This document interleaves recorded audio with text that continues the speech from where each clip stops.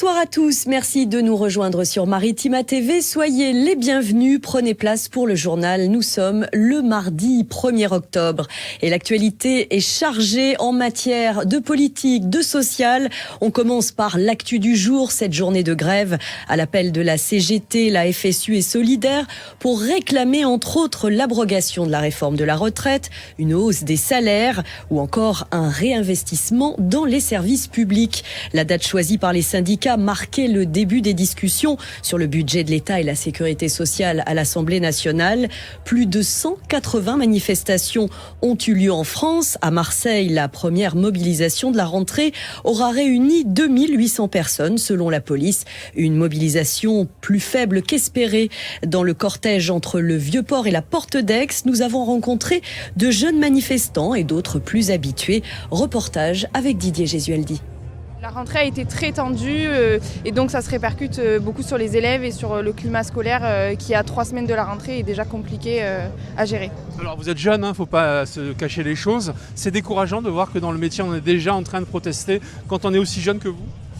Décourageant, je sais pas, sinon je serais pas là, mais il faut pas se laisser abattre, il faut pas se laisser faire et il faut savoir ce qu'on veut et on sait qu'on veut des conditions meilleures pour nos enfants, des conditions meilleures pour nos élèves qu'on a face à nous. Donc non, il faut pas se décourager, il faut y aller, c'est pour ça qu'on est dans la rue aujourd'hui. On n'est pas beaucoup, c'est sûr, mais c'est le début et c'est du long terme et il faut y aller. Est-ce que justement certains de vos collègues hésitent encore à y aller même s'ils sont pas contents ? Bien sûr, malheureusement. Après, nous, en tant que surveillants, on a un statut qui est très compliqué. On a un statut en CDD renouvelable. Donc, c'est très compliqué pour nous de nous positionner financièrement. On n'a pas non plus le même statut que les professeurs. Mais c'est pas grave, on se bat, on est là et on se soutient entre nous. On sait très bien que c'est pas facile le métier que vous faites. Vous le faites en plus dans des conditions qui sont très compliquées en ce moment. Tout à fait. On ne peut pas dissocier l'accueil des enfants handicapés des conditions de travail des AESH. Au plus ça va et au plus on accompagne d'enfants et on ne fait pas un accompagnement de qualité. Donc on est là aujourd'hui pour dénoncer ça. En fait, nous sommes toutes en CDI, mais nous n'avons pas un statut de fonctionnaire. Et en fait, on des droits, nous en avons peu, mais le peu de droits qu'on a, il faut toujours aller les chercher. On a à la fois notre métier et ce qu'on fait. On veut vraiment accompagner ces enfants comme on se doit, mais l'État ne le permet pas. En fait, l'inclusion des enfants handicapés dans les écoles, c'est que de la poudre aux yeux.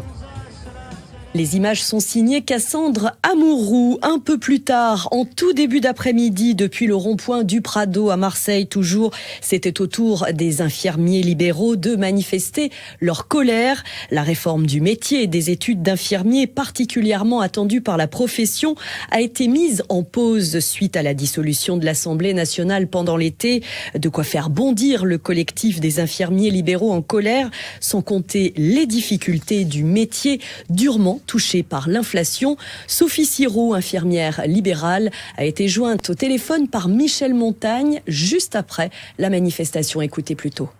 Notre colère, elle est légitime depuis des années. Le coût de la vie augmente, nos charges augmentent de manière exponentielle. Donc, comme le coût de la vie augmente et que nos revenus depuis 15 ans n'ont pas été revus à la hausse, ça nous fait un manque à gagner qui fait qu'on n'arrive plus à payer nos charges. On a aussi quand même un gros problème de pénibilité qui n'est pas reconnu. On est seul à domicile avec des patients souvent alités qu'on manipule seul. On n'a pas de pénibilité reconnue et en plus on a une retraite qui est prévue à 67 ans à taux plein. 67 ans à taux plein avec à la limite presque, j'exagère, mais presque un SMIC. D'autant que nous avons une espérance de vie de 6 à 7 ans inférieure à la moyenne nationale. Donc nous travaillons plus longtemps, nous cotisons plus longtemps et nous mourrons avant tout le monde. Forcément, il y a une injustice flagrante quand même. Et 56% des cabinets envisagent de fermer dans les années à venir. Ça va faire un désert paramédical en plus du désert médical. On fait comme on peut, on n'a plus de médecins traitants, on est abandonné du monde, abandonné de la population. On était bien que pendant le Covid. Depuis le Covid, on n'existe plus. Et cette journée s'est poursuivie par un moment clé en politique, le discours du Premier ministre, très attendu cet après-midi après les rencontres avec les partenaires sociaux de la semaine dernière. Michel Barnier a dévoilé devant l'hémicycle sa politique générale, une allocution qui a démarré par une minute de silence en hommage à Philippine, cette jeune étudiante tuée il y a 10 jours à Paris. Le Premier ministre a ensuite présenté aux députés la feuille de route du gouvernement et cela passe par la réduction réduction des dépenses. Il souhaite ramener le déficit à 5% du PIB en 2025 et sous les 3% en 2029. Autre annonce importante, celle de la hausse des impôts pour les grandes et très grandes entreprises, mais aussi pour les ménages les plus fortunés. Et concernant la réforme des retraites, il annonce proposer aux partenaires sociaux de réfléchir à des aménagements à la fois raisonnables et justes. Autre point à retenir, la revalorisation du SMIC de 2% dès le 1er novembre. Pas de retour en arrière pour l'IVG, le mariage pour tous et la PMA. Toutes ces infos sont à retrouver évidemment sur notre site maritima.fr. En attendant, sachez que ce 1er octobre marquait certains changements dans notre quotidien. La revalorisation des retraites, justement, ils vont être 850 000 à en bénéficier d'une augmentation de leur pension. Sont concernées les personnes ayant eu une carrière complète et qui ont de petites pensions. Cette augmentation devrait s'élever en moyenne à 50,94 € par mois. Et pas seulement, revalorisation aussi de l'APL, l'aide personnalisée au logement, qui va augmenter de 3,25% comme chaque année. Mauvaise nouvelle en revanche pour l'augmentation du prix du gaz. La légère baisse du mois dernier n'aura pas tenu très longtemps. Le prix repère repart à la hausse ce mois-ci, soit une augmentation de 5,37%. L'actu internationale à présent et l'inquiétude grandissante de la communauté libanaise en France avec le conflit au Proche-Orient. Israël mène actuellement des opérations terrestres limitées visant le Hezbollah dans le sud du Liban près de la frontière. Je vous propose d'écouter le témoignage de cette ancienne collaboratrice de Maritima, Soraya Hamdan. Elle est franco-libanaise, elle a été journaliste à Beyrouth de 2011 à 2019. Aujourd'hui, elle vit à nouveau en France et éprouve un mélange de peur et de colère pour ce qui se passe au Liban. Ma famille, on vient du sud du Liban, donc la région qui a été particulièrement, on va dire, dévastée par ce qui s'est passé cette semaine. Toute ma famille qui vient du sud a dû remonter vers le nord. J'ai des cousines qui sont remontées vers Beyrouth, vers le plus haut aussi que Beyrouth, qui s'appelle Baïe. Mais heureusement, évidemment, tout le monde a pu quitter à temps. On est dévastés, on est tristes, on a peur pour nos proches, pour les gens qu'on aime qui sont là-bas. Mais on est aussi tous, je pense qu'on peut dire tous en colère de voir en fait qu'on peut agir de la sorte en toute impunité, que la communauté internationale ne fait absolument rien. Aujourd'hui, au Liban, il n'y a pas vraiment d'État. Donc, tous les réfugiés qui ont dû quitter en urgence, leur vie aujourd'hui, elle dépend uniquement et complètement des dons et de la générosité des gens. Donc en fait, il faut vraiment pas hésiter à donner, en fait, tout simplement, à donner aux ONG sur place pour que les réfugiés puissent se nourrir, puissent se loger, etc. Il y a par exemple la Croix-Rouge libanaise, il y a plusieurs ONG. En fait, on peut pas rester indifférent, c'est juste pas possible. Un témoignage rempli d'émotions recueilli par téléphone par Rémi Reponti. Les évacuations s'organisent justement au Liban. Le Canada et le Royaume-Uni ont affrété plusieurs vols pour rapatrier leurs ressortissants. Le gouvernement français, quant à lui, annonce l'arrivée d'un navire militaire au large des côtes. 23 000 Français ou Franco-Libanais habitent actuellement dans le pays du Cèdre, touché donc depuis hier soir par ces attaques terrestres israéliennes. Retour en France avec la justice, l'AP-HM, les hôpitaux donc de Marseille condamnés coupables d'homicide involontaire suite à la mort d'un patient en 2019. L'homme était atteint de la maladie d'Alzheimer. Il est venu pour des soins. Il avait disparu avant sa prise en charge. Il a été retrouvé un mois plus tard dans une aile désaffectée de l'hôpital de la Conception. L'assistance publique a été condamnée à 50 000 € d'amende avec sursis. Côté santé toujours, et cette fois c'est le lancement d'Octobre Rose, 31e édition de cette campagne annuelle de lutte contre le cancer du sein, l'événement d'information, de sensibilisation symbolisé par ce ruban rose met l'accent cette année sur le dépistage trop souvent négligé, avec le slogan suivant: à partir de 50 ans, faites-vous dépister. tous les 2 ans. Vous vous en remercierez. Le cancer du sein est guéri dans plus de 90% des cas s'il est pris à temps.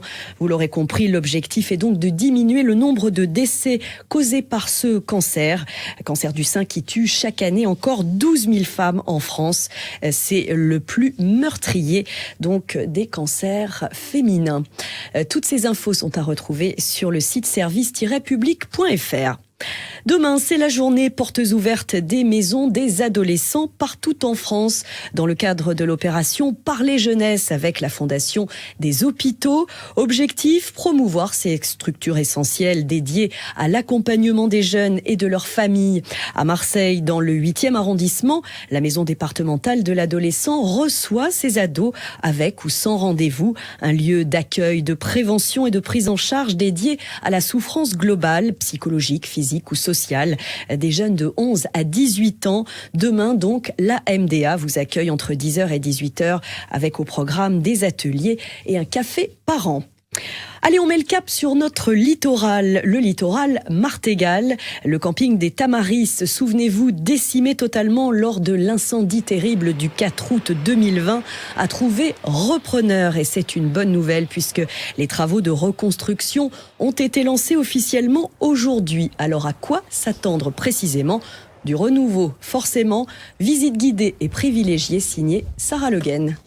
Il ne reste que 2 palmiers de l'ancien camping Tamaris et la végétation a déjà refleuri sur le terrain. Séverine et Olivier du groupe Posado ont repris les rênes et souhaitent donner un second souffle à cet endroit après son terrible passé. Ils repartent de zéro avec une première tranche de travaux.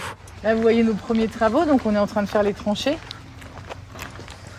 Pour repasser, effectivement, comme le disait Olivier, toutes les VRB, c'est-à-dire l'eau, le gaz, l'électricité. Et pour que tout cela fonctionne, il a fallu s'adapter pour éviter un nouveau drame. On a la chance de repartir de zéro, c'est d'avoir une chance, une opportunité pour en faire effectivement, c'est assez rare de pouvoir le dire comme ça, un vrai camping qui respecte l'ensemble du nec plus ultra de l'environnement aujourd'hui. Il n'y a rien. Dans 7 mois, vous aurez 400 arbres et arbustes, vous aurez 54 mobil-hommes, une piscine, des toilettes neuves et une équipe pour vous accueillir. 4 ans plus tard, la direction du camping Tamaris sera repris par Mélissa et Anthony, tout droit descendus d'Ardèche. Une fois les travaux finis, ils sont prêts à faire revivre le lieu. C'est un beau challenge, c'est un nouveau départ pour une nouvelle vie. Donc vous êtes prêts pour avril 2025, ça y est? Ah oui, complètement, oui. Presque prêt, ouais. Le chantier n'est pas encore prêt, mais nous on est prêts, ouais. Voilà. Un renouveau que les anciens habitués pourront découvrir dès le mois d'avril 2025 et peut-être laisser derrière eux les images douloureuses des feux. À Marseille, la 99e édition de la Foire internationale a fermé ses portes hier après 10 jours d'exposition, de spectacles et de bonnes affaires en tout genre. Si le bilan de cette édition semble plutôt bon, puisque la 100e est déjà dans toutes les têtes. Alors, comment aura-t-elle lieu? Quelle direction prendra-t-elle? Élément de réponse avec Laetitia Lanquette. C'est la directrice générale de la SAFIM, la société organisatrice de la foire. Pour l'instant, je ne suis pas en mesure d'échanger sur les directions que l'on veut prendre, puisque ça fait partie de thématiques et de choix que l'on fait et que l'on présente dans un appel d'offres aujourd'hui qui est en cours de procédure. Donc, je ne peux pas me prononcer là-dessus. Mais très clairement, comme on ne connaît pas les résultats de ce que va donner cet appel d'offres pour l'instant, on fait comme si on était là l'an prochain et on est déjà en train d'y travailler. Il n'y a pas plus tard que 5 minutes, il y a 5 minutes, on se disait voilà ce qu'on aimerait faire pour l'année prochaine, voilà les idées que l'on doit retenir. Donc on est déjà en train de penser à la 100e qui sera... En fait, on s'est bien entraîné avec la 99e pour faire la fête. Sur la 100e, on sera bien entraîné et on a encore plein d'idées. Et on se languit déjà cette 100e édition de la Foire internationale de Marseille.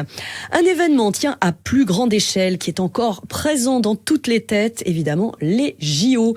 Et nos champions olympiques ont été fraîchement récompensés par la région Sud. Hier soir, la région Sud a organisé une grande cérémonie pour rendre hommage à tous les participants, athlètes, porteurs de flammes et bénévoles. Des remerciements qui se sont faits en grande pompe, fierté, sourire sourire, ambition pour le futur. Voici les réactions des 2 médaillés de notre région PACA. Le porte-bouquin Ryan Rebadge qui a décroché l'or en rugby à 7 et la toulonnaise Lauriane Nolo, l'argent en kitefall. Franchement, c'est une immense fierté pour ma famille, pour mes amis, pour tout le monde. Surtout quand on vient de pas loin, parce que je suis quand même pas loin, je suis de Port-de-Bouc. Il y a quand même pas mal de sollicitations quand même. J'ai essayé un peu de redescendre sur terre, même si c'est très compliqué. Quand on gagne une médaille d'or au JO, c'est pas rien quand même. Mais voilà, donc moi j'essaie vraiment de me concentrer sur mon club pas pour oublier, mais pour essayer de passer à autre chose parce que ça reste quand même important, mon club de cœur, qui est le Rugby Club Toulonnais. Et vraiment concentration sur mon club à 15, revenir, reprendre des repères et essayer de matcher le plus possible. C'est un vrai bonheur pour moi, j'adore ce que je fais, j'adore le kitesurf, c'est ma passion. Donc c'est vrai que d'être un peu l'ambassadrice, de porter ce sport, c'est un honneur clairement et c'est que le début. Est-ce que vous espérez le voir se démocratiser avec ces médailles, avec ces Jeux olympiques ? Bah oui, clairement, je pense que les gens ils ont pu découvrir que c'est un sport qui est hyper visuel, c'est très beau. Et donc là on continue à bosser même en dehors des Jeux pour continuer à mettre la lumière sur ce sport. Et puis il n'y a pas que les Jeux olympiques, nous on continue à faire des compétitions toute l'année avec les championnats d'Europe, championnats du monde, etc. Donc on va essayer de communiquer à max là-dessus et de montrer ce que c'est. Parce qu'en plus le kitefoil c'était le sport le plus rapide c'est le sport le plus rapide des Jeux d'été. Donc voilà, c'est un peu la Formule 1 des mers. Des propos recueillis par Cassandre Amouroux. Bravo à nos médaillés de nous avoir régalés pendant l'été et de faire aujourd'hui notre fierté. Allez, c'est la fin de ce journal. Merci à vous de l'avoir suivi. Tout de suite, les prévisions météo. Des gouttes de pluie annoncées pour ce soir. Attention, avant le retour du soleil et du Mistral. Très belle soirée à tous. Ne manquez pas le bar des supporters et le grand bazar. À demain.